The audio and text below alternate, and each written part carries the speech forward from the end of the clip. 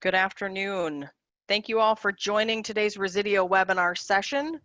Today we are going to cover an overview of our indoor air quality product portfolios, as well as the 4 pillars of indoor air quality and how you can leverage your knowledge of Honeywell home branded IAQ products to find the right solutions for your customers.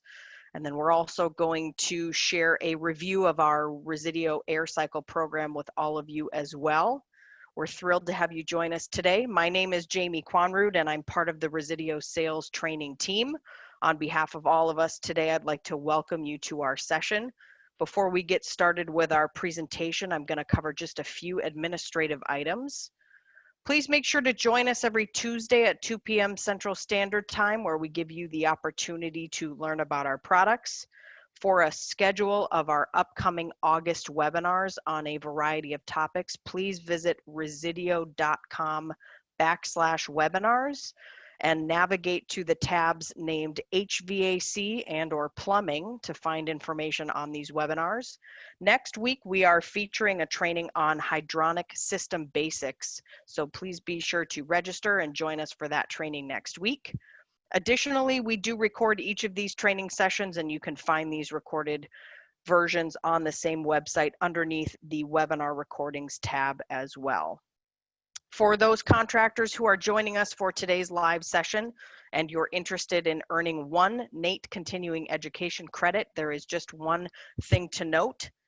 If you provided your NATE ID on your registration form, we submit that information to NATE for your attendance, and we won't need any additional information from you at this time. However, if you did not provide us with your NATE ID on that registration form for this webinar and you'd like to receive credit for attending our live training session, we do ask that you email your first name, your last name, your NATE ID, and the date of the session you attended to homes.university@resideo.com within 1 week from today. This information is submitted to NATE 1 week following the close of today's training session. Any requests that are sent outside of 1 week from today's live training cannot be processed.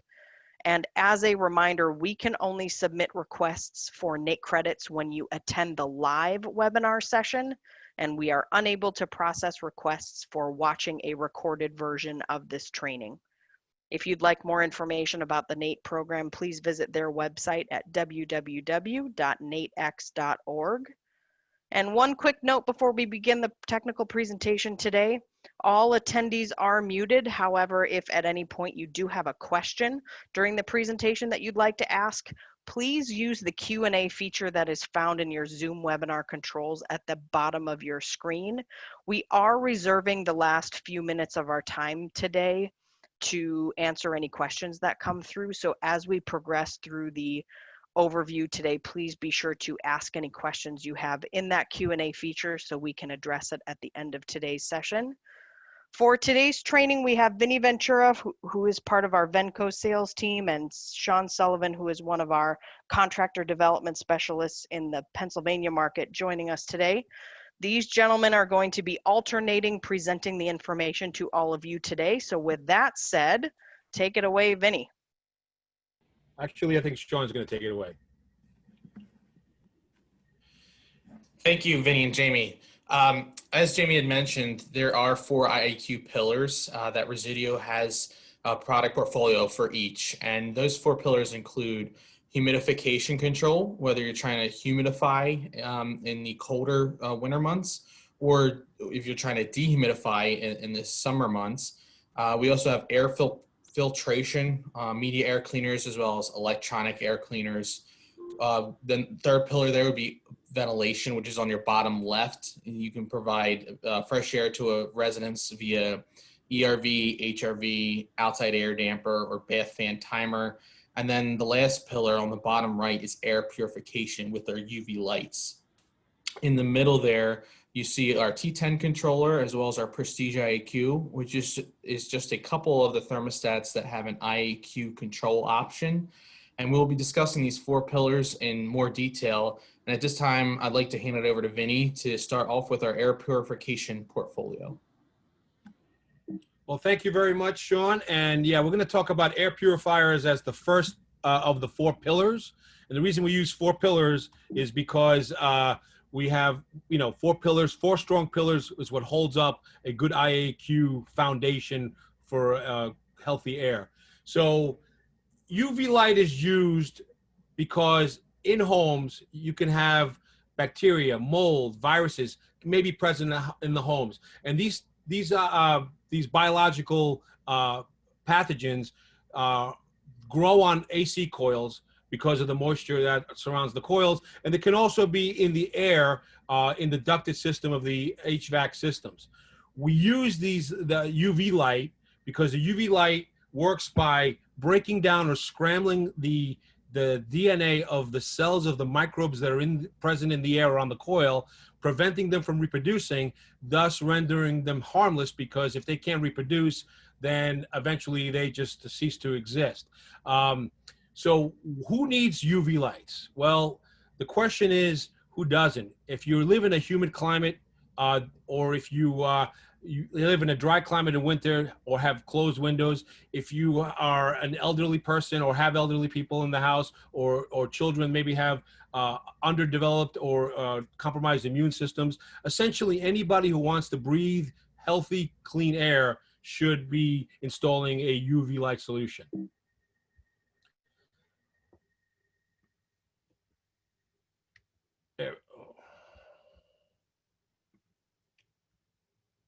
Okay, here we go. All right, Sean, maybe I'll let you pass them for me if you don't mind. All right, so how does a UV light system work a UV light work in a ducted system? Well, the UV light is designed to infiltrate the cell walls of the microorganisms that may be on the coil or in the air, thus reducing reproduction. In the for the airborne pathogens, when they come in contact with the UV light while they're in the airstream, the UV light would then neutralize them by scrambling DNA, like I said earlier, and rendering them harmless. Same thing on the coil. We use these things to prevent the biofilm that may grow on the coil from producing these pathogens and affecting the air that we breathe. Next slide. So we have a full array of product for UV air purification. From our line voltage product, which is the UV 100 series that you see on your left hand of the screen, to our low voltage series, the UV 2400s that you see on the right hand. And we're going to concentrate today on the AIRBRIGHT version of the UV 2400, which is, next slide, which is what you see in this picture right here. So the AIRBRIGHT system is actually a 1-2 punch for these for air purification in your home. One, you have the UV light, which is designed to reduce the amount of biological pathogens that are in the air, microorganisms in the air. And then we have the AIRBRIGHT part of this, which is designed to actually break down VOCs, which means volatile organic compounds that may be accumulating inside your house. And essentially, there's a lot of things that cause these toxic VOCs to form in your house. For example, cleaning materials, candles, furniture puts off VOCs. When you cook, you put off VOCs. There's a lot of potential sources of VOCs in your home, and some of them may be actually toxic. So, and also when you have VOCs in your house, it is one of the biggest sources of odors that are that are inside in your house presently. Okay, so with the AIRBRIGHT system, you not only are neutralizing biological pathogens that are in the air, but you're also neutralizing odors that can be caused by these bacterial and biological pathogens, but also from the VOCs that are present in the air. Next slide, please. So how does the AIRBRIGHT work? The AIRBRIGHT uses a photocatalytic oxidation reaction cell, which is what you see above the UV light. And this is a permanent thing. It's not something that needs to be replaced. And it's designed to break down VOCs into simpler components. The way I describe how it works is similar to how a catalytic converter works in a car to break down the toxic fumes that the engine may produce into simpler compounds. it works the same exact way. So what we're doing is we're taking the VOCs and we're breaking them down into water vapor and CO2, carbon dioxide, which is what we exhale when we breathe. So these things in the air aren't as harmful as the VOCs would be, okay? And again, VOCs are one of the main sources of odors inside your home. Next slide. So how effective are UV lights in reducing viruses? Well, UV has been proven by ASHRAE to be, and is also one of the few methods of neutralization of biologicals in your air that is accepted by ASHRAE. It's been around for a long, long time. It's something that is not new technology. It is a proven technology that works very well in controlling contaminants such as mold, such as bacteria, such as viruses that can be also in the air as well. Depending on what type of viruses or bacteria may be in the air, requires different exposure times, but for the most of the biological components that may be introduced into your home, a properly installed UV system should be very effective in controlling them. So installing a UV system is really to do it 100% the best way possible is a two-step process. You need to put one over the coil to control any contaminants that may be created by your HVAC system. And then you also put one in the airstream, usually in the return side. It's the most effective place because the air in the return side is usually the slowest. And that would neutralize anything that is introduced into the system from the outside or that is circulated through the home's ducted system. Next slide. This is a report, is actually from an air cycle, which we're going to get to in a little while, that shows what the difference is in controlling odors and smells by using a UV 2400 with AIRBRIGHT. Okay, on the slide on the left shows how there's different spikes and during different times of the day that show you that how there could be presently some odors, some smells. It could be that they're doing some cooking, maybe they're running the vacuum, but that's what these spikes represent. When you have a UV 2400 with AIRBRIGHT installed into your system, it's a much more level of control that you have. If you notice, you see a green line across the screen. That is what is an acceptable level of odors or smells or TVOCs that should be present in a home. And when you look at the one in the after chart, you can see that by using a UV 2400 with AIRBRIGHT, the levels of TVOCs are quite a bit below the accepted threshold. Next slide. Sean, I'll let you take this over. Thank you, Vinny. And as Vinny said, a perfect complement to a UV system is a filtration device, which is our next pillar.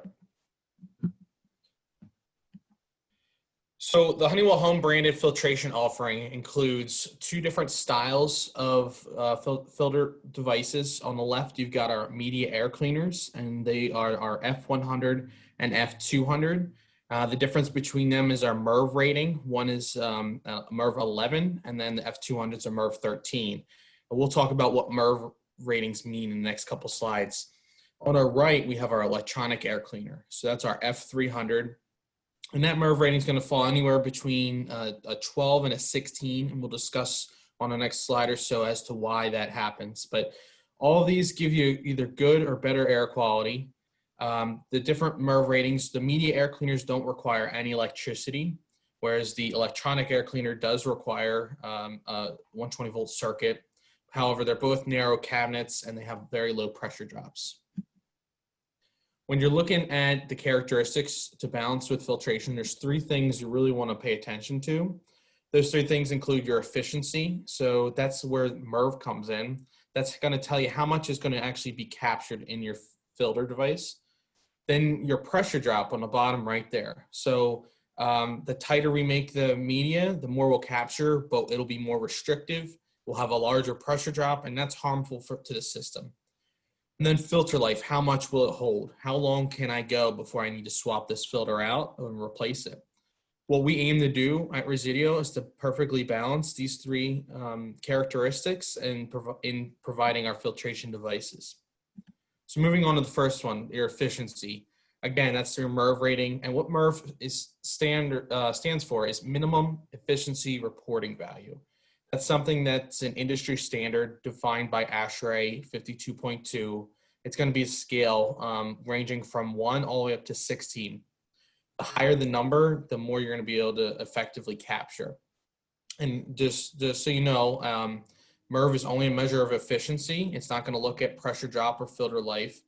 It's also technically only for media air cleaners. The reason that is that media air cleaners, they actually get better as they load. So if you think about a super clean filter, brand new, it's going to have a minimum efficiency ratio, which is your MERV.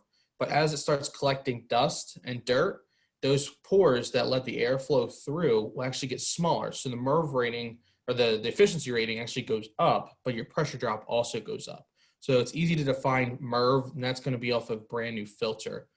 However, on the adverse to that, if you look at electronic air cleaner, we'll talk about this in more detail. As they start to load and the cells get coated, their efficiencies actually do the opposite of what a media does. They actually get worse because now we're not the electronic charge isn't able to hit the particulates as well as they start to load. Here's a great slide, a great graphic in regards to what different MERV ratings can capture.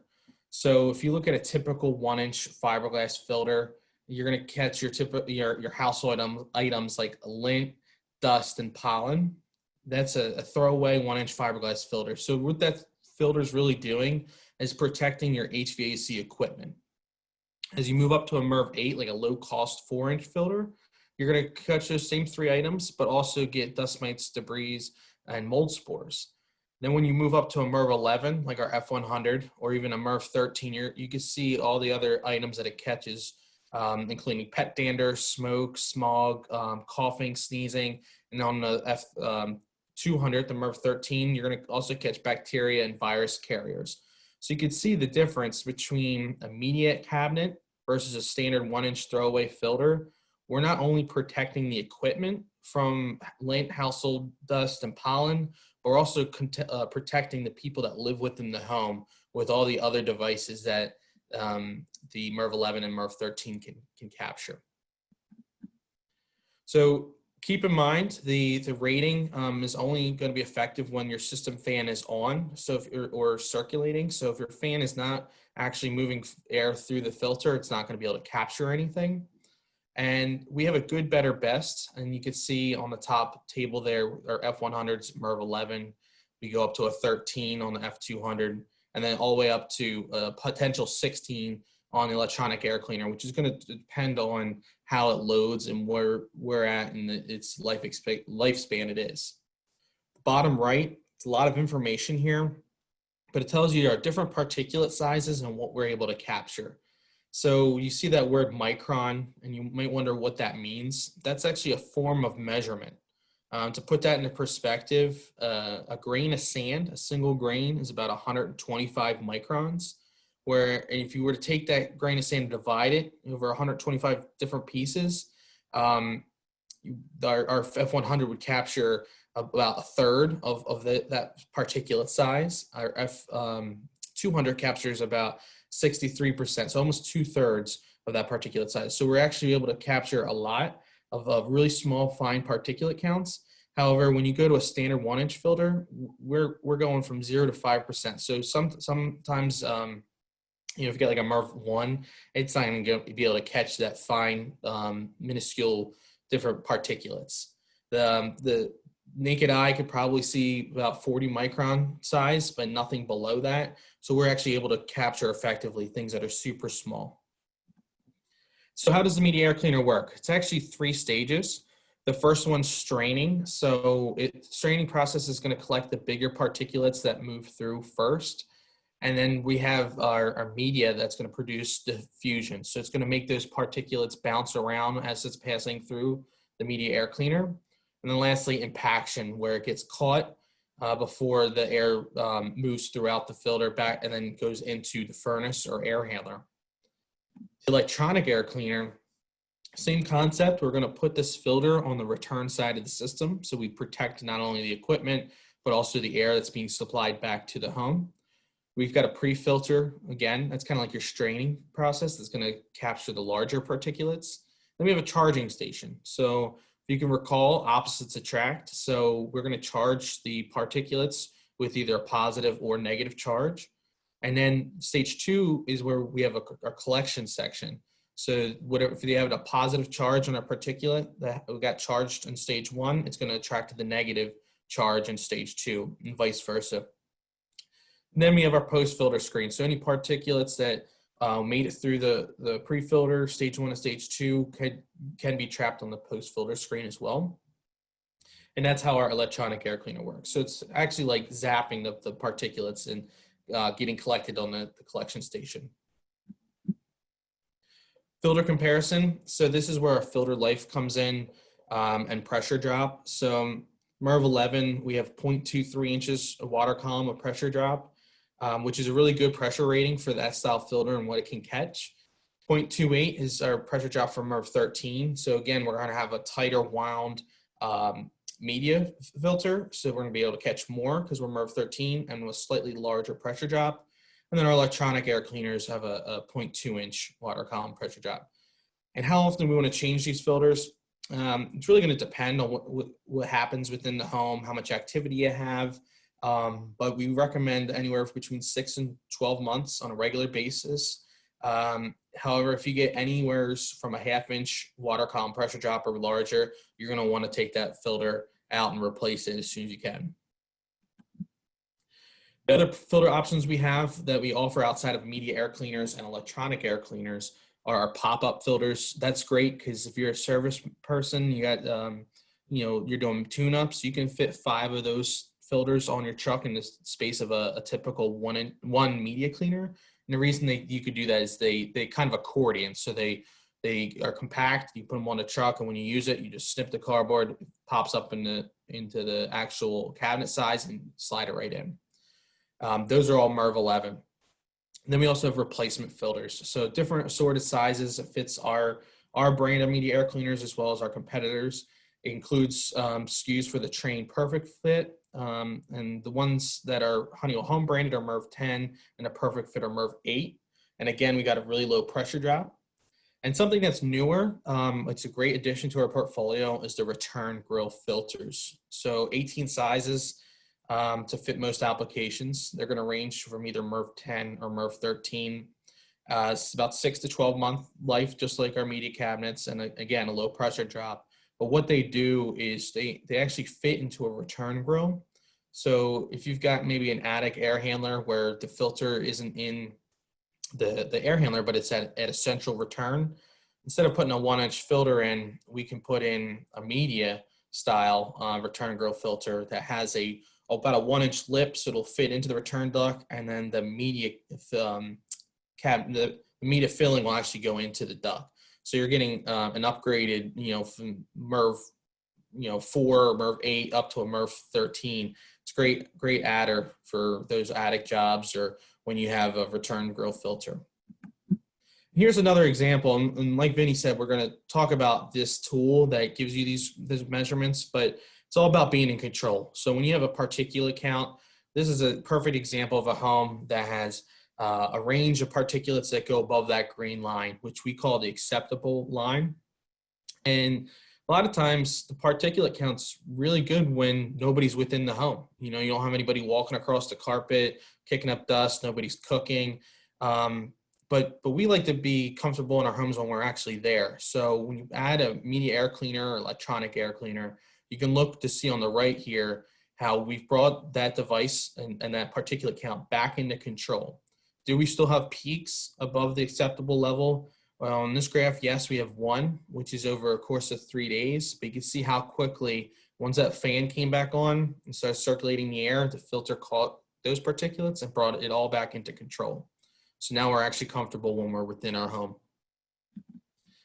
The next pillar we'd like to talk about here is dehumidifiers.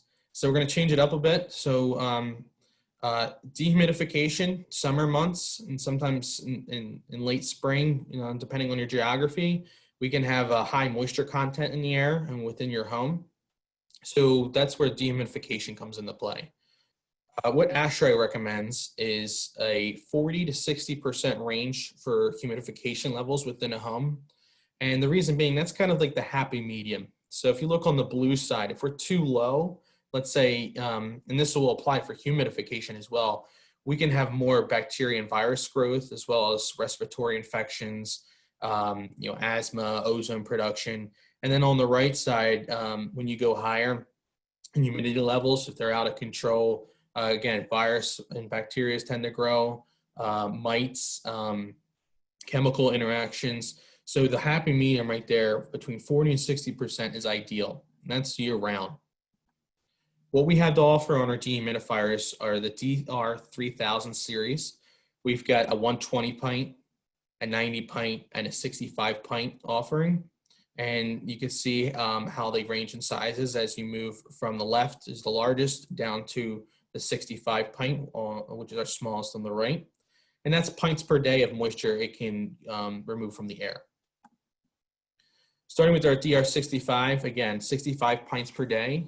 This is a great unit if you want to duct it into a whole home application, or it can be standalone. So if we've got a lot of contractors that you put in a crawl space, you can just plug it in, hook up the drain, and they're off and running because there's an onboard dehumidistat control. So they just set, it's that circle knob on the bottom left of the DR65 there. The bottom right is where your drain hooks up. And it's Energy Star certified. It's a MERV 11 filter within the unit. It's really compact and it comes with a 5-year warranty. So again, they can be standalone or ducted in. And we have some pictures coming up here of examples of the different applications you can have.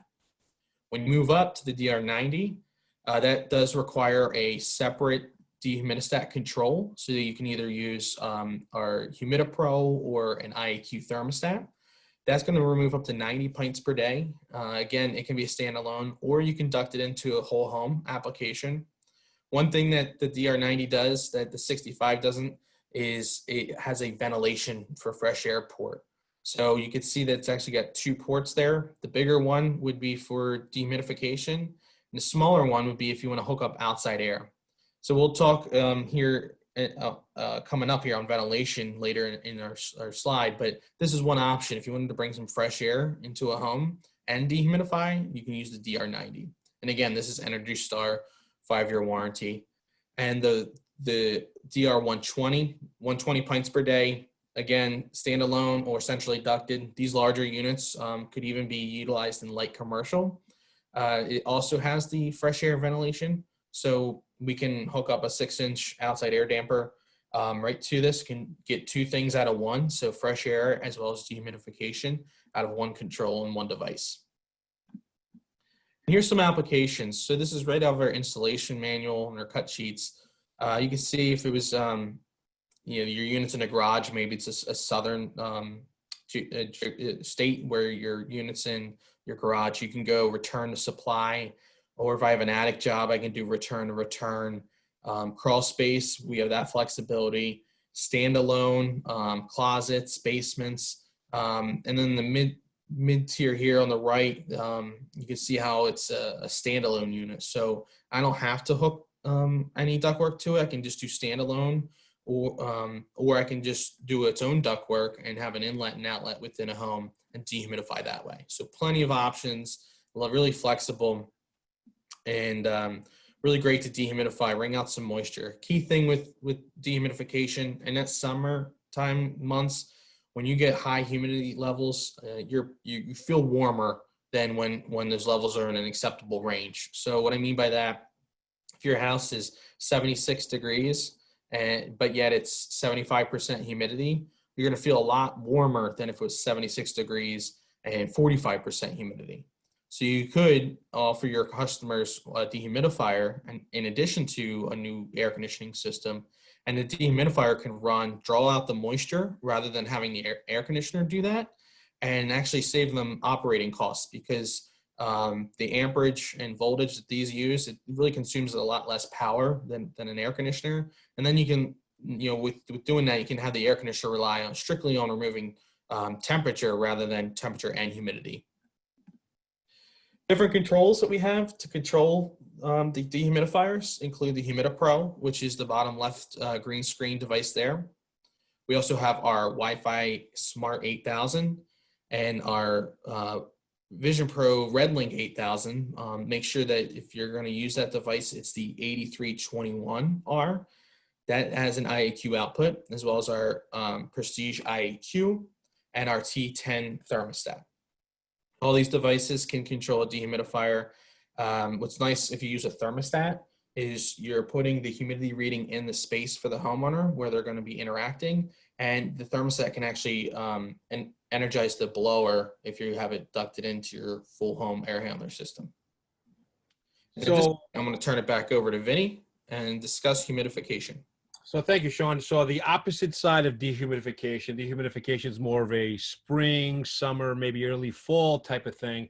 Then the opposite side is in the wintertime or in the colder months, you need to put the moisture back in the air to maintain also a healthy indoor environment and also a comfortable indoor environment. So next slide. So here's that slide again, showing that ASHRAE recommended design level, showing the optimum zone. So now we're going to be on the other side of this chart. And the same thing applies, though. We have that optimum zone. As far as humidification, it is a little more difficult to get to that 40 to 50% ratio. So ASHRAE actually says that if you can maintain 35% relative humidity, you're actually, you're in the ball game. So that's where we target. We target the 35. But in some cases, depending on how we size these systems, because it's not one size fits all. Every house is going to be a little bit different because of different variables, which we're going to talk about in the next slide. But if we're trying to get to a 35%, we are definitely in a comfort area. We're also able to reduce the amount of biological particles and pathogens that are in the air. So let's talk about variables that affect humidity. And this is very important because, like I said, it's not one size fits all. You have to understand how to size humidity correctly so that you can sell your customer the appropriate type of humidification. So the first question is, well, what kind of house are you living in? Yeah, what type of insulation do you have? How old is your home? Because older homes tend to breathe more. They actually have natural unbalanced ventilation going on. Where a newer home, maybe it's one of those newer energy efficient homes, are very, very tight and they don't allow air to be exchanged unless you do have ventilation, which we're going to be talking about in a few minutes. So insulation is very important. How tight or loose is the house as far as exchanging air from the inside to out? And then another very important factor is how high are the ceilings? Because humidity is not at ground level. It actually spreads out through the entire envelope of the living space. If it's inside the envelope of the insulation, it's part of the living space. So when you size a house, you have to take into account the entire area that could be affected within the home's envelope. So higher ceilings require more humidification, more volume. And then another factor is the indoor temperature. What does the customer want to maintain? What are they expecting? So if the customer is looking for a higher indoor temperature, because that's what they like to be nice and cozy, toasty warm in the wintertime, then you're going to require more, a larger amount of humidity to meet those needs.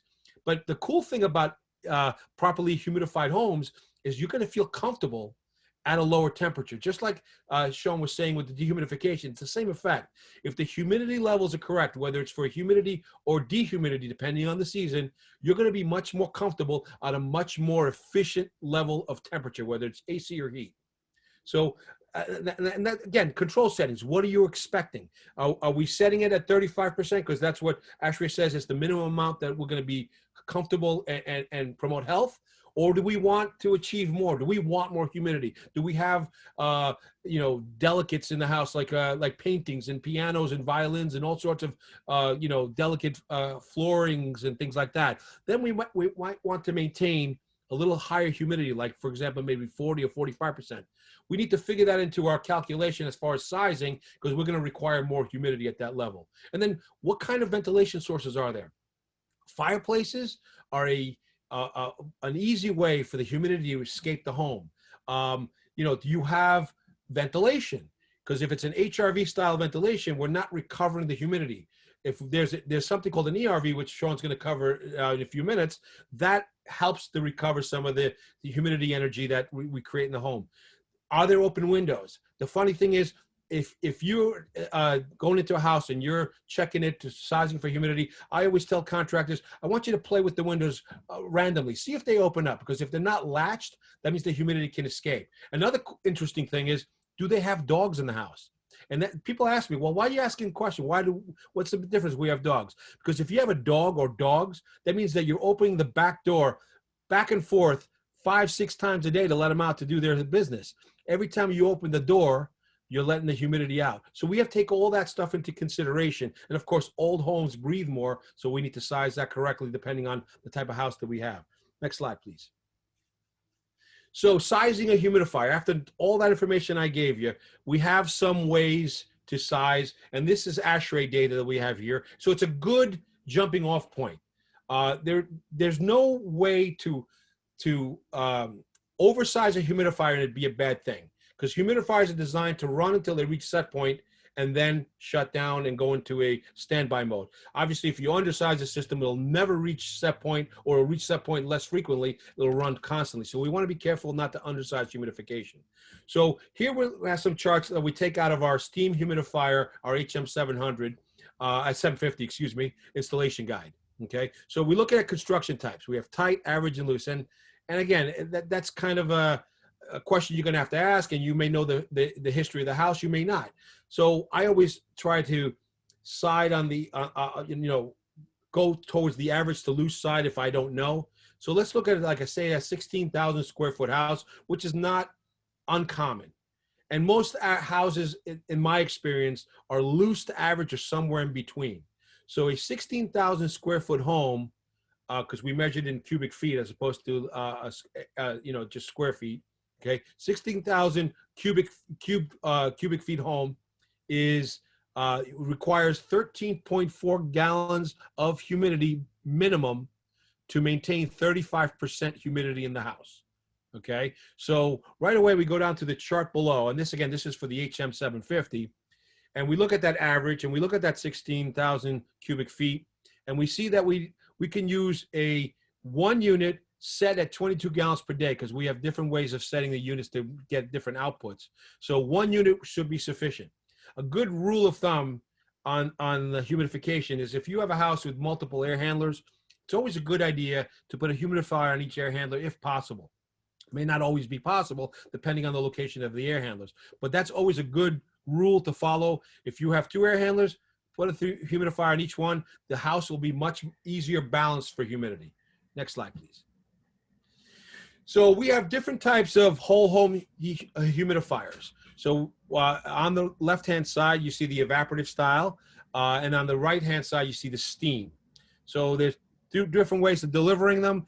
Evaporative uses water that falls down over a pad that's soaked. It's a constant stream of water, and then the system's fan, or maybe it's a self-contained a fan-powered evaporative humidifier, blows that moisture in the form of vapor drop, kind of little droplets of water into the airstream, which evaporates into the airstream and humidifies the air. So that's one way of doing it. And the humidified air is transported through the entire network of ducts and then delivered into the living space. The other way of doing it is steam. Again, both systems have to be controlled with some type of control device, either a humidistat, which is usually mounted on the duct on the return side, or a thermostat that has the ability to do IAQ control. Okay, so the steam works a little differently. We have a humidifier that creates steam by heating the water by using several electrodes inside of a cylinder. And then as the water heats up, turns into steam, it is delivered through a nozzle into the duct, and then the house is humidified. Okay, next slide, please. So as far as the portfolio broken down a little bit better, we have different levels. So on the left-hand side is our entry level, let's call it, our whole house bypass. It's a very functional, easy to install device, very easy, low maintenance, uses the pad style so that you would have to replace the pad once in a while. Very simple installation, and it's a very simple way to control the humidity in your house. In the middle, we have our evaporative humidifier systems, which are a little more advanced bypass and fan-powered systems. They have more features. For example, they have a system where you can turn the bypass left or right depending on how the installation is installed. You have a valve that may shut off the water to give you some water savings, or you have our fan-powered system, which delivers the humidity into the air by using a self-contained fan, which gives you the ability to do humidity on demand. Okay, both those, the whole house bypass and our advanced evaporative humidifier systems, have very easy access to the pad to replace the pads. And on the right-hand side are our electrode steam humidifiers. I call that the Cadillac of humidity, but they're all great. On-demand humidity is one of the most important things about it. The beauty of this system is the amount of humidity it can deliver into the house very, very quickly. It has the ability to self-diagnose. It has multiple mounting options. So it is a fantastic way to get humidity into the home. Next slide, please. So the lineup broken down a little bit better. These are our evaporative lines. On the basic side, we have a 17-gallon per day and a 12-gallon per day potential delivery of humidity, depending on the needs of the home. Then on our advanced side, the difference being that we have some features. For example, on our basic, we have our summer winter damper, which you have to close or open depending on the time of year, because we don't want to short cycle our air conditioning. On the advanced bypass, it's automatic. So it'll open on a call for humidity, and automatically it's motorized. It'll close on when the call is satisfied. It also has that special valve, which reduces the amount of water needed to deliver the humidity to be 17 or 12 gallons per day. Then on the right-hand side, we have our fan-powered, which doesn't require any bypass ducting, which is great. So it's great for tight spaces, maybe townhomes with not a lot of room, where you have your air handler in a closet in between the kitchen and the bedrooms. So we can stick that in there. It doesn't require any fancy ductwork. You just cut the hole in the ductwork, mount it on there, supply your water, connect your control, and you have humidity on demand if needed. So it's a great option. So next slide. All right, so our evaporative systems are very versatile. Again, operational efficiencies, meaning that they have the ability to use less water and less energy to deliver the humidity.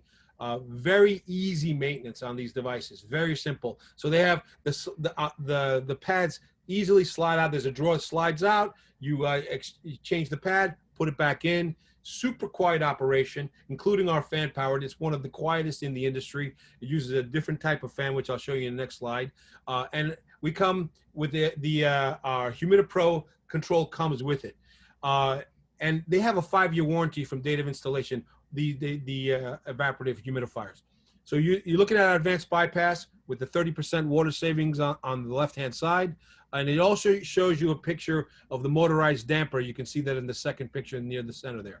Okay, on our fan-powered model, because of its humidity on demand, you save a lot more in the use of water. But if you notice that fan that you see there, it's a little bit different from some of the competitive models out there. Most competitive models use a propeller-style fan, which has a higher noise level. The nice thing about this fan, which is very similar to the fans that you find in, for example, ductless splits. If you have a ductless split, or if you've ever installed one, you notice how it's just a quiet whisper of operation. Well, that's the same type of operation that we have with our fan-powered model. Next slide.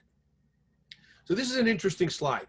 The standard humidifiers, let's talk about in general, they require, and this slide says 4, but it could be as much as 8 gallons of water used to deliver 1 gallon in the air. So they're not very efficient, but you are getting humidity delivered into the air. The idea behind humidification, we want to be as efficient as possible, but what we're trying to do is we're trying to accomplish something, which is humidifying the air to make it more comfortable and healthier to breathe. Next slide. Our advanced bypass uses less water because it has that valve. Instead of using 4 to 8 gallons of water to deliver 1 gallon, we only use 3 gallons of water to deliver 1 gallon. Next slide. Our fan powered uses even less. So we only require 2 gallons of water used to deliver 1 gallon into our air in the form of humidity. And then the best one is our steam one, which is really a 1-to-1 ratio. For every 1 gallon used, 1 gallon gets delivered. Very little waste. The only time it'll ever flush any water is when it's balancing itself, because it has some internal logic to make sure that it balances the water inside the canister to maintain a proper level of mineral content to properly heat the water to deliver the appropriate amount of humidity. Next slide. So the steam humidifier, the HM750 Advanced Electrode Humidifier, is on demand, which is great. It means it doesn't require a call for heating to deliver the humidity. Very flexible application or installation capabilities. You can mount it several different ways, which I'll talk about in a second. Very easy to install, very easy to maintain. It's essentially a cartridge type system. It has a canister. You remove the canister and replace it with a new one once a season, and you're off and running again. Very simple maintenance on this device. 5-year warranty as well. So features and benefits. All right, so the way it mounts is very unique. There are many companies out there that have steam humidifiers, but ours has 2 ways of mounting, which is very unique. Number one, we can mount it on the wall or on the side of the equipment, run a humidifier hose and a nozzle, deliver the humidity just like everyone else can, which is a great way of doing it. We have a very, very small footprint, one of the smallest footprints in the market for a steam humidifier of this type. The other way is we can directly mount it on the supply side of the duct and inject the humidity straight into the duct without using a hose. And I'll show you that on the next slide. But as far as installation, it's real simple. As you can see on the right-hand side is a cutaway of what a canister may look like. You see the 2 electrodes in the water, and those get powered with some electricity. The water has minerals which conduct electricity, and then the water starts to heat up. Eventually it boils. There's a little steam cavity up top there, and it's sent up that nozzle and then straight into the duct and into the airstream, and we have delivered humidity. That's why it's such an efficient way of doing it, because there's very little waste on this. Okay, next slide. So specs. This is important because depending on the output that is required from the earlier slide that we showed you, depending on what voltage you use, whether it be 120 or 240, you're going to get either 11 gallons per day production or 22 gallons per day. But this is a little different than a bypass, because this is, remember, it's 1-to-1 ratio of delivery. So you really get the solid 11 or 22 gallons per day production that the unit is designed to deliver. It's really great. As far as mounting, remote or duct, which is an option, that's fantastic. Very low amp draw, one of the lowest in its category. So it doesn't use a lot of electricity, and it doesn't necessarily have to be set up on a breaker that's a high amp breaker. 12 amps is very low. 19 pounds on the duct, mounted on the wall or on the duct. So it's a very light system and also very small. So it's real easy to install, real easy to wire. A lot of it's already pre-done for you on the inside. All you'd have to do is bring in your control and bring in power, and you're all set. Okay, next slide. Replacing the cylinder is real simple. Cylinders should be replaced on an annual basis. Even though you may get more than a year out of it, it's always a good idea to do an annual PM and replace cylinders on a regular basis. Very simple. You basically just open up the front. First, shut power off, of course. There's a little hose clamp on the top. You loosen that up. The electrodes just pop straight off, and they're polarity insensitive, so it doesn't matter which one goes on which terminal. You grab the canister, you pull towards you. It's got kind of a little bit of on a swivel, and then just pops right out. Real simple to exchange. Now, something interesting you may see, it says pre-salted tank. In some situations, the water can be so clean that it doesn't have the required amount of minerals to conduct a good level of electricity to produce the gallons that are rated by the unit. So our canisters are pre-mineralized or pre-salted so that it actually will promote the electrical conductivity of the water to boil off the water. Real simple. Okay, next slide. So here's some mounting options. The one on the right is your standard way that you install a humidifier, mounting it on the wall or on the side of the equipment, running the hose, which is provided with the humidifier. So you get both installation options in the box, whether you're going to direct duct mount it, so you get direct injection into the airflow, as you see on your left, or if you're going to use the supplied hose, which you see on your right, you can do either way. And we even have a way of extending the hose up to 15 feet so that you can remote mount it in a different part of the house and deliver humidity where you may not normally want to install a humidifier because of the risk of freezing water, say, for example, in an unconditioned attic. You should never put any type of humidifier in an unconditioned attic without preparing the situation first. A good way of doing it is you put the humidifier in the conditioned envelope and you just run the hose into the attic, insulate the hose, and you're off and running, and you have humidity delivered appropriately into the airstream. Next slide. Controls. Just like in dehumidification, as you can see, it's pretty similar to the controls that we can use. We have our HumidiPro, which comes with the unit, which is a fantastic control. It's a digital control that has the ability to do frost protection, and it has the ability to use an outdoor sensor for the purpose of lockouts, and also for the to prevent frosting of the windows, like I said, frost protection. Then we move up to either our Vision Pro 8000 Wi-Fi, or our Vision Pro Red Link thermostats. Again, it has to be the 8321 model because there are several models of the 8000, and those both have the ability to control IAQ, which means you can control the humidifier. Then our Prestige IAQ kits, which can control multiple IAQ devices at the same time. You can control 3 items with a Prestige IAQ, which is phenomenal. It's another way of doing it. And then our latest addition to our IAQ family of controls is our T10 Pro Smart Thermostat, which can also control the humidity. And the advantage of the Red Link and the T10 is that you can actually manage the humidity with a wireless remote sensor strategically placed in the house to get the optimum amount of control. Where you sense the humidity may not be the appropriate place for the temperature, and vice versa. You may want to separate where you sense the humidity and where you sense temperature for optimal control and comfort. Next slide. So Sean, I'm gonna let you take it over on the ventilation side. Thanks, Vinny. So our final pillar of the 4 is ventilation, and that's going to provide fresh air to the residents. Why do we need to do that? So if you look at the image below, homes are nowadays getting manufactured tighter and tighter, and that's because they want to reduce the energy costs for heating and air conditioning.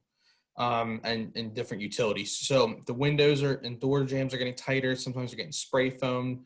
So it's almost like putting saran wrap around your house. What happens there is if you don't have enough ventilation, you can have incomplete combustion. When you do cleaning within your home, those deodorizers and cleaning agents can basically stay longer within your home because they're not leaking through window sills and door jambs. Higher radon, CO, CO2 could be caused with the lack of ventilation. So we really want to bring in fresh air within the home. There's 3 ways to do that, and we'll talk about those ways. But people spend roughly 90% of their time indoors. So having that is probably even an increased number right now due to our current situation with a lot of people working from home. So clean indoor air quality is key to a healthier home. Poor ventilation, again, can lead to indoor air pollution, excessive moisture in the air, susceptibility to mold and mildew, and as well as increased levels of CO and radon. Indoor air pollution can also cause greater health risks to occupants. Indoor air typically, if it's not ventilated properly, can actually have higher levels of particulates and be worse for you than outdoor air. So it's important to bring in fresh air. Here's another example of that air cycle chart before a home had an ERV and then after. So, over the 3-course day on the right there, we are well below the acceptable level by bringing on the ERV and exchanging the air within the home. And then also as odors and smells, we were able to decrease all those large peaks down into the acceptable level. We only had one peak on that chart there after we installed the ERV. That was when the homeowner was actually cooking breakfast and all the eggs and bacon was going. But then the ERV kicked on, eliminated the stale air within the home and replenished it with some fresh air. 3 ways to solve this problem. So first one would be exhaust ventilation. Typically that's done with a bath fan. So a bath fan timer, you program the timer to come on and it runs the fan and in your bathroom and exhausts the air. Draws the house into a negative pressure. And what that does is causes air to infiltrate through your windows, your sills, your door jams. Whenever you open the door, close, open and close, it's going to actually bring fresh air in. The other way is to positively pressurize the house with supply ventilation. So we can just have a fresh outside air damper, maybe a 6 or 8 inch damper. Whenever we need ventilation, we open the damper and force air into the house. So that's going to do the opposite of the first example and positively pressurize the air. And then lastly, which is our recommended method, is balanced ventilation. What we take out, we put back in, and that will be through an ERV or an HRV, which stands for energy recovery ventilator or heat recovery ventilator. Sizing for proper ventilation, ASHRAE 62.2 is a great method that we often use. There's a formula to calculate that, but the best thing is get a thermostat, one of our thermostats that can control IAQ and ventilation. All you got to do is program in the square footage of your area, how many bedrooms you have within the residence, and then how much CFM your outdoor ventilation device is going to provide. And it'll calculate ASHRAE for you and regulate that outside air damper or ERV and the blower of the HVAC system to maintain proper ventilation within the vicinity. So Honeywell home branded options, our portfolio includes the exhaust ventilation. So you can use the bath fan timer on the left or an outside air damper on the exhaust side. Supply ventilation, we have a 6 or 8 inch fresh air damper, which looks very similar to our zone dampers. However, it's got the red label instead of the black one.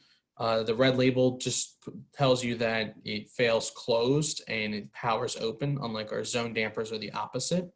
If we have a power outage, we want to make sure that the damper coming from outside is closed. And then lastly, our balanced ventilation systems, energy recovery ventilators and heat recovery ventilators. So outside dampers, we have 6 and 8 inch.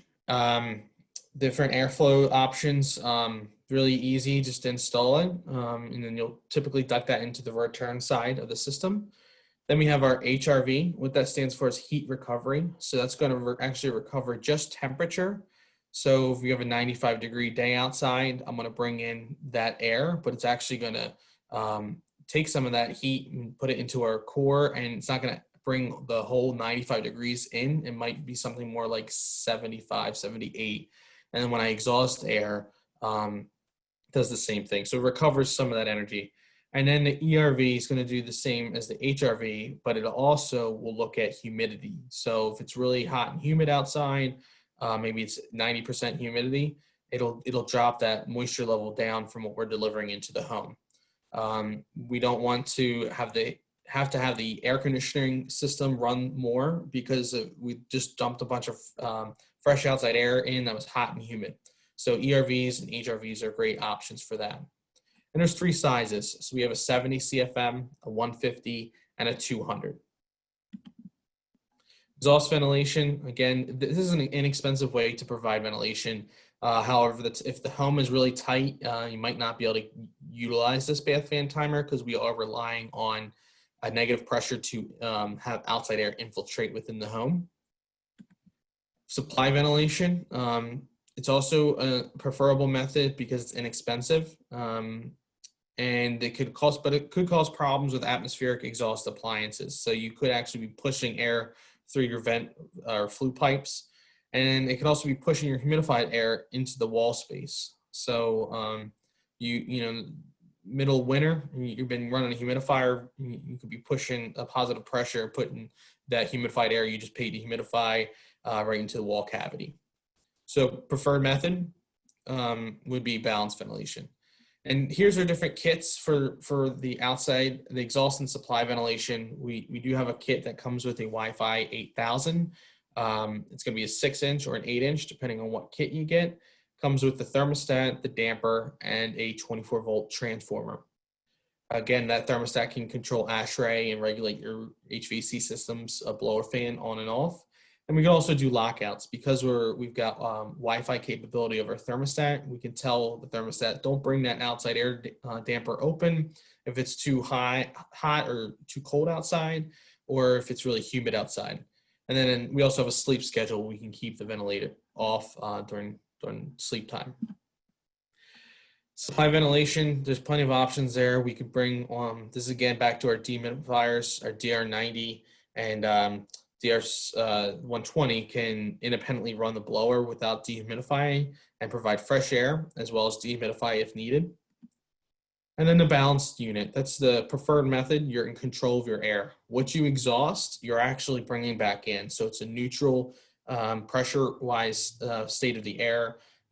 It does recover energy. So any humidity or temperature that you're worried about losing, it does recover a good bit of that. Differences between ERV and HRV, they're very similar. They both supply balanced air and they recover heat and energy from the exhaust process.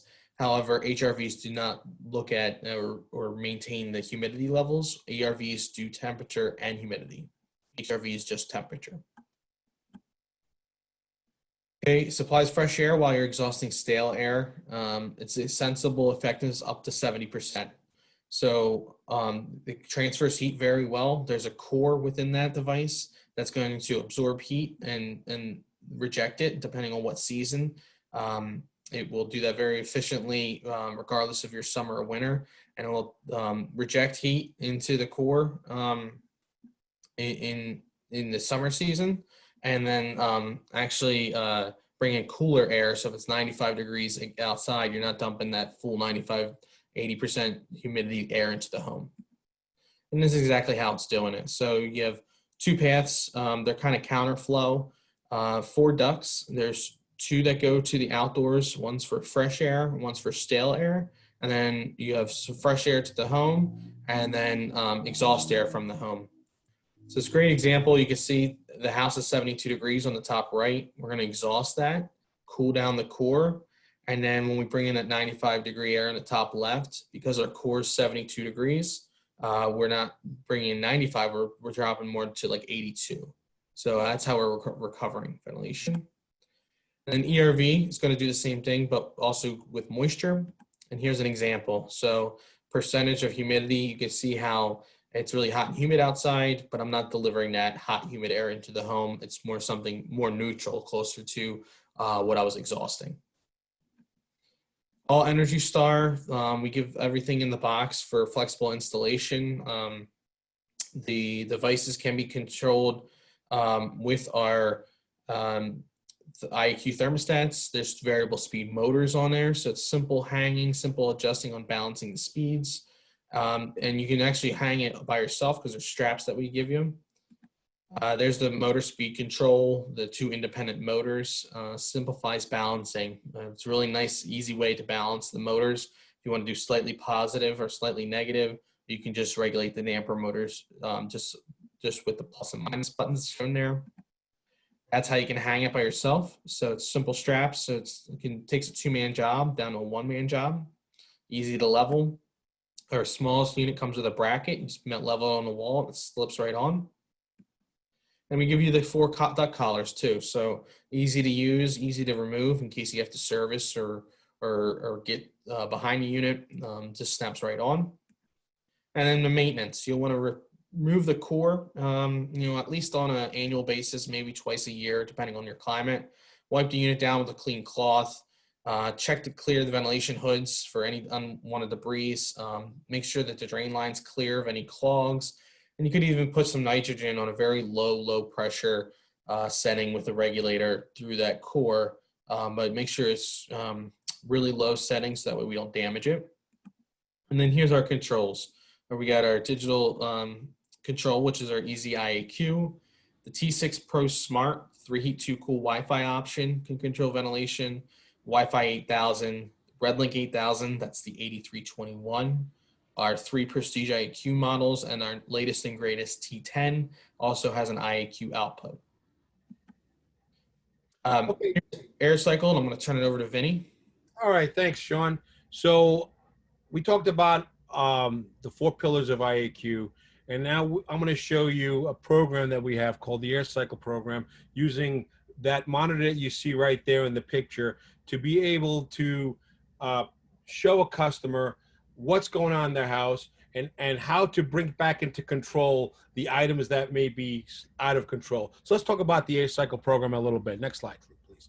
So the Air Cycle program is it actually has multiple elements. Well, number one is the tool that we use, which is that monitor that I showed you in the previous slide. But it's not just buying a piece of, an instrument and you're off and running and you're on your own. We give you professional training on not only how to use the tool, but how to interpret the information that the tool provides and how to explain to a customer, these are the things that are in your house that are maybe out of control. And I'm going to show you what we can do to bring your house back into a controlled environment. It also has the ability to give you, go back if you don't mind. It also has the ability to give you data. So there's a lot of data. You can pull reports from this, so you can see how the air cycle reports that you are running for your customers, how they're looking, and you can analyze the data for purposes of selling the IAQ products. And of course, you're not off on your own. When you buy into the Air Cycle program, when you join the Air Cycle program, you have constant support from Resideo to help you manage how you're using the system and how better we can implement it. So next slide.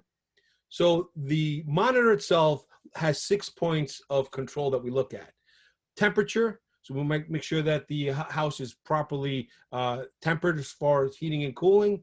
Relative humidity, again, very important. Depending on the time of year, you may have too much or too little. Carbon monoxide, that's a very important safety thing. We want to make sure that there is no carbon monoxide present in the home because that could mean a safety thing that we have to look at immediately. Particles in the air, which may have to be filtered. Chemical odors and smells, VOCs, that kind of thing. And also carbon dioxide. Do we get in a proper amount of air exchange, or do we need some type of ventilation? Next slide, please. So how the system works is step one, you go into the home, you plug in the monitor, in 30 minutes, you're going to have a report sent to you because the monitor itself has sensors and it has the ability to sample the air inside the customer's home and then generate a report that would be emailed to you very, very quickly, almost instantly after the monitor has done its sampling.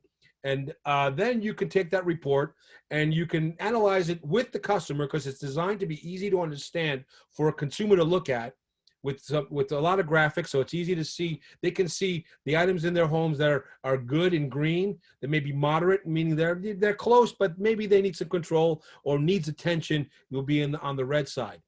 And at the end of the report, after we analyze the 6 points of control, we give you solutions from our portfolio of the products that we spoke about today in this presentation. So it gives you solutions in a good, better, best type of scenario, showing you how we can take those points that are out of control and bring them back into control.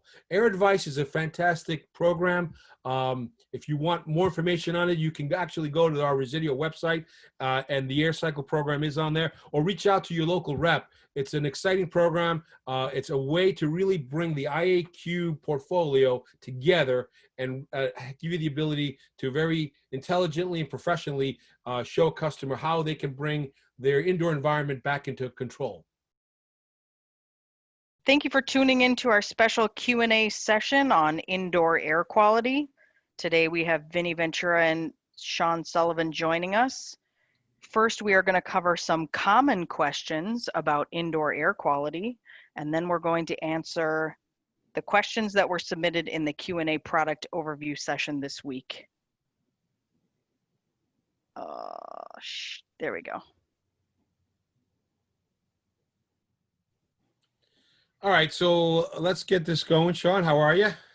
Good. Back to be good. Good to be back together. Got some common questions here, and I'd like to throw you the first one, which is: will the UV lamp turn off when it needs to be replaced? Okay, so that's a great question, and the fast answer is no. It will not turn off unless it's damaged in some way. UV light itself is actually not visible by the naked eye. The blue light that you see is not UV. It's actually within the light spectrum, and we do that so that you can see through our little ports that we have in our UV housings that you actually have a lamp that's actually working.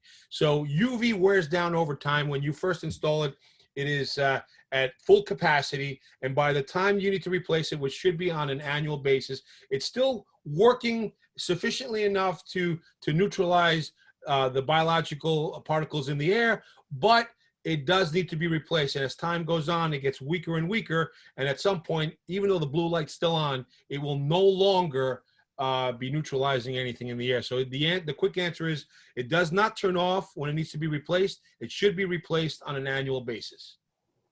That's a great point. Yeah, and even though you're still producing a blue light, that doesn't mean if you're with it's still effective if you're outside of that 1 year mark. Great points. Here's another one in regards to UV lights. Is a lamp shield needed for the UV lamp? Okay, so it's not needed, but it may not be a bad idea if you have older equipment. We don't provide a lamp shield. You'd have to make one yourself. But in most cases, no, it is not needed.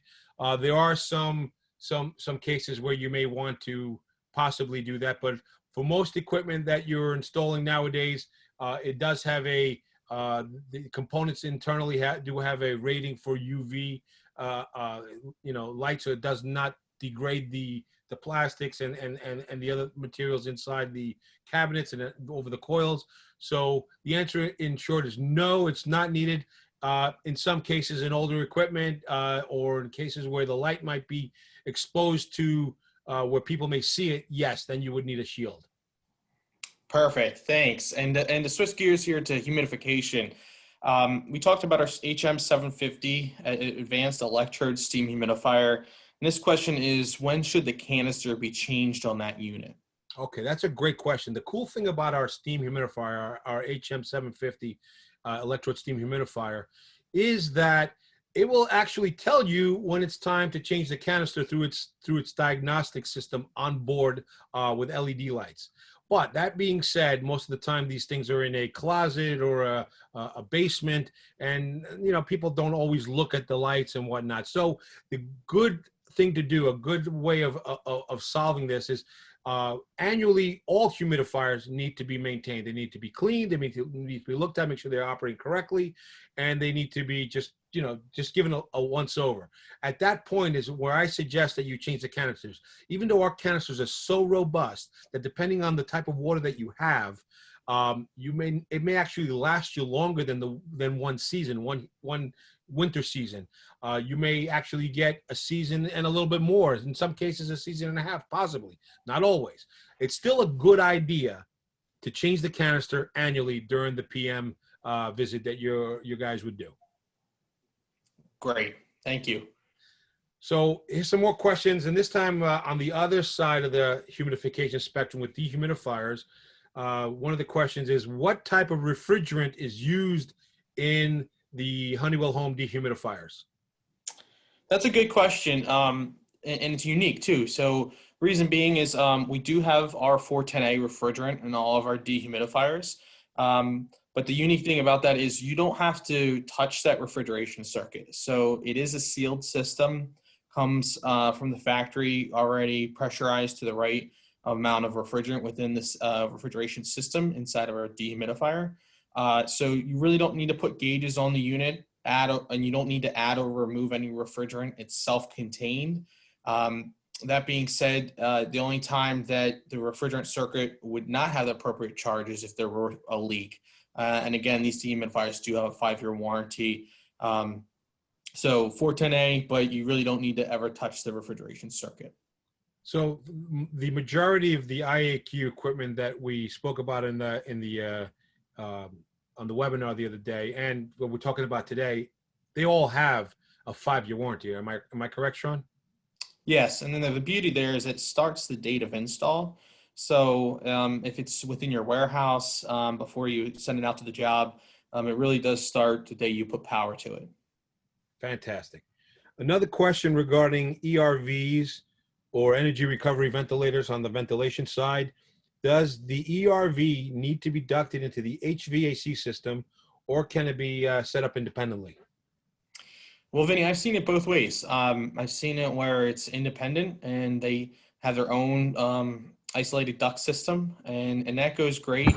Some units, some homes and applications, they might not have ductwork within the house. Maybe it's a hydronic heating system, and or maybe the cooling's being taken care of by mini splits. So you can certainly do an independent duct system. However, you can also duct it into the HVAC system. If you were to do that route, I would recommend getting a controller that will be able to bring on the HVAC blower within the furnace or air handler whenever the ERV is set to run. Okay, good answer.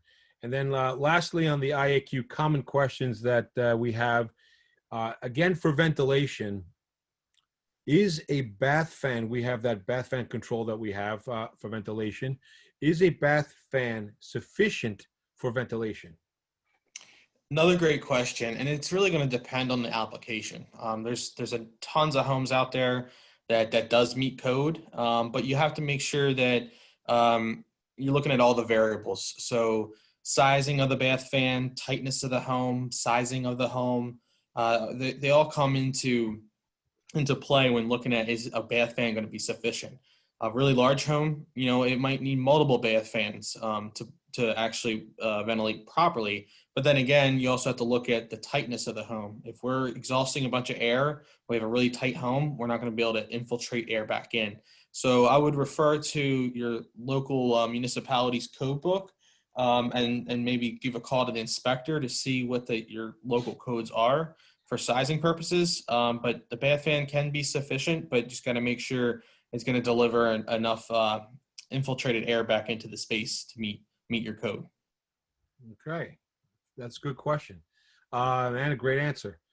Okay, at this point, we did have some questions that came in from some of our participants the other day, and let's see if we can tackle those.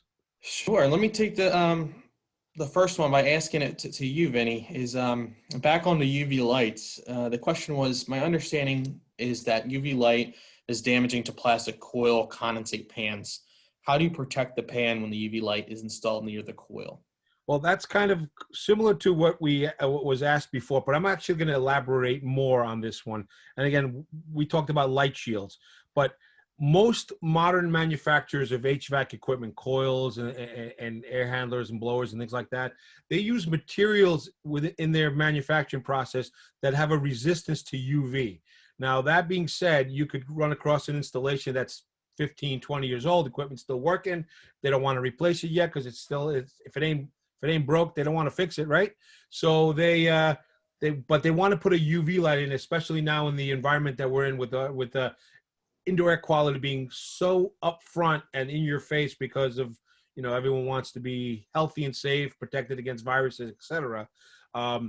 You do have to be careful. So if you're not sure if your equipment has the ability to withstand UV light radiation, then you need to reach out to the manufacturer of that equipment and ask them, if I put a UV light in, is it going to damage the plastic secondary pan, the wiring, whatever, okay?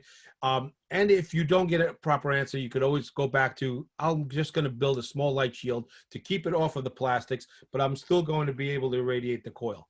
So that's the answer for that one. Again, it's hard to say. The best thing to do is to see if on the ratings information it says yeah, UV rated, or if not, reach out to the manufacturer of the equipment and ask them, will your equipment be okay if I put a UV light in it?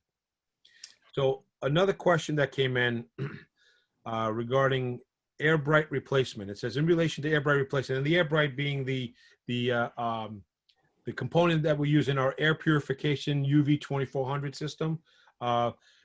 In relation to AIRBRIGHT replacement, placement, I should say, why would the return air be moving slower than the supply?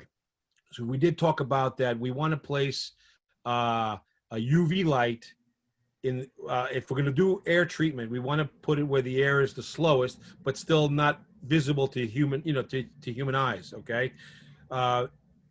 The contractor that asked that both move at the same CFM. So the only way the air to be slower would be for the return duct to be larger than the supply. And he states that almost never happens. What do you think, Sean? I think it's a great question. If you look at, let's say, a 3-ton air conditioning system, 400 CFM per ton, obviously, or what should happen is you take in 1200 CFM through the return duct and you're going to output 1200 CFM.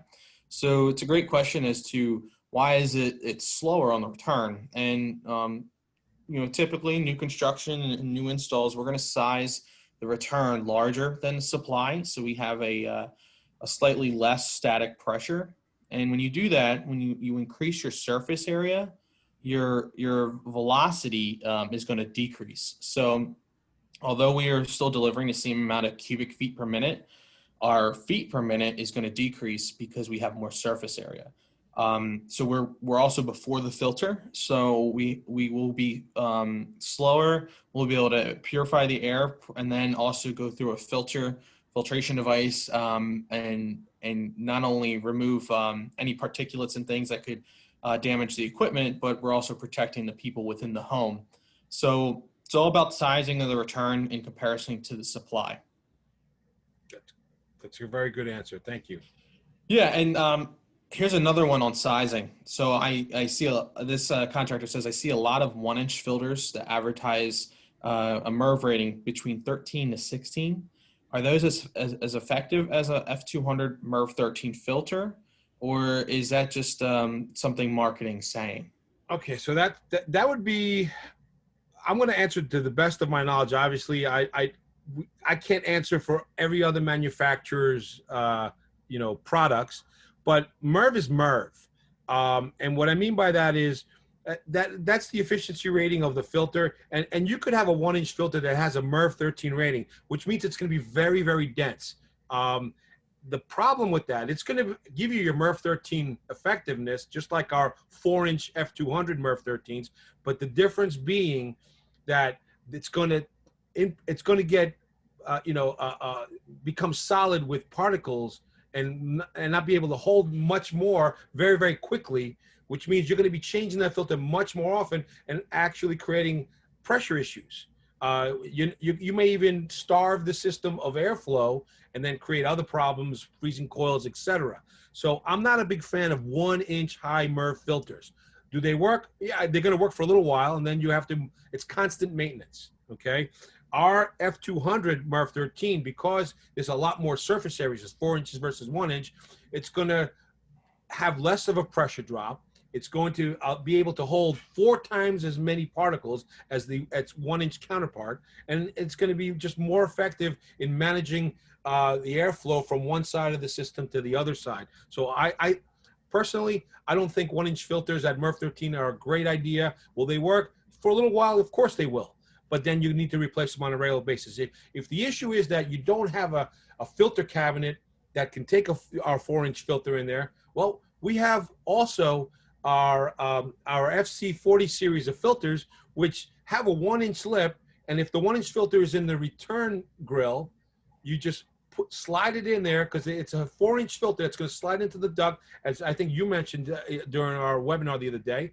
And it's just going to sit inside of that area where the 1-inch used to be, and now you've just put a 4-inch MERV, high MERV filter where a 1-inch used to be. And we do have some of our grill, those type of filters that are up to a MERV 13 as well.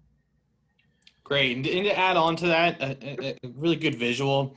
If you have two filters that you can to do this example with, take a 1-inch, maybe a 16 by 25 with a 1-inch depth, and then a 16 by 25 with a 4-inch depth. Open them up, have a partner with you to grab one side of the media filling and walk out with the 1-inch, see how far you get, and do the same with the 4-inch depth. And it'll be amazing how much more surface area you get with a 4-inch filter. Almost 4 times as much. Yeah, it's amazing. Here's another one for you, Vinny. Moving on to humidification. So this question's asked, can soft water be used for humidification? And that contractor's looking for that to be applied to bypass and steam. Okay, so can soft water be used for humidification? Yes, it can be used for humidification. Water that's soft actually works a little bit better in a bypass system, or an evaporative system as a better way of terming it. And bypass humidifiers are definitely in the evaporative category. So essentially what happens is the water trickles over the pad that comes in from the valve, and then it's pushed through from the air coming in from the duct, the bypass duct.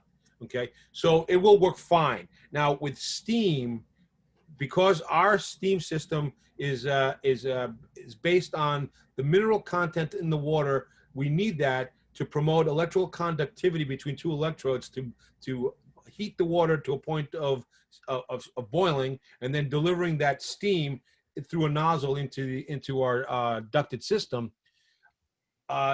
Soft water actually wouldn't be a great thing, but the cool thing about our system is our canisters are pre-mineralized. So they have minerals built into them in the off chance that the water that's being introduced into the system is too soft and it doesn't have enough conductivity because of the lack of minerals that conduct the electricity in the water. So in general, soft water with steam in a canister style electrode humidifier isn't always a great idea, except with the Honeywell Home electrode steam humidifier. Because our canisters are specially designed pre-mineralized, it will work with softer water. Now, having softer water means that it may take a little bit more balancing of the water, meaning it's going to fill a little bit, flush a little bit, it's going to balance itself, it's going to look for a certain amount of conductivity before it delivers the steam, but once it's there, you'll be off and running and it'll be fine. So that's actually a great question. So yes, the answer is soft water can be used. If the water has standard, it's a standard water coming from the street, you're better off than putting it through a softener. I always say if you're going to install a humidifier into the house, you want to put it before any filtration that is in that house. If you can, plumb it in before the filter, you're better off. So another question that came in on humidifiers is, are evaporative humidifiers listed? The ones that we have listed that we showed in the presentation, are they based on input or output, the gallons per day? Are they based on input or output, Sean? That's a good question. So we have different sizing of our bypass, and then we have the one sizing for our fan powered unit, and they're all rated on gallons per day of output. So that's how much we're actually going to be able to humidify. But again, this does depend on a number of variables. So you look at just the evaporative style. It does depend on the temperature of the water going across the pad, the amount of airflow going across the pad, the temperature of the air going across the pad as well. That's just 3 factors. You can also look at the temperature and humidity of the air going through the pad, and then what it is coming back, within the space.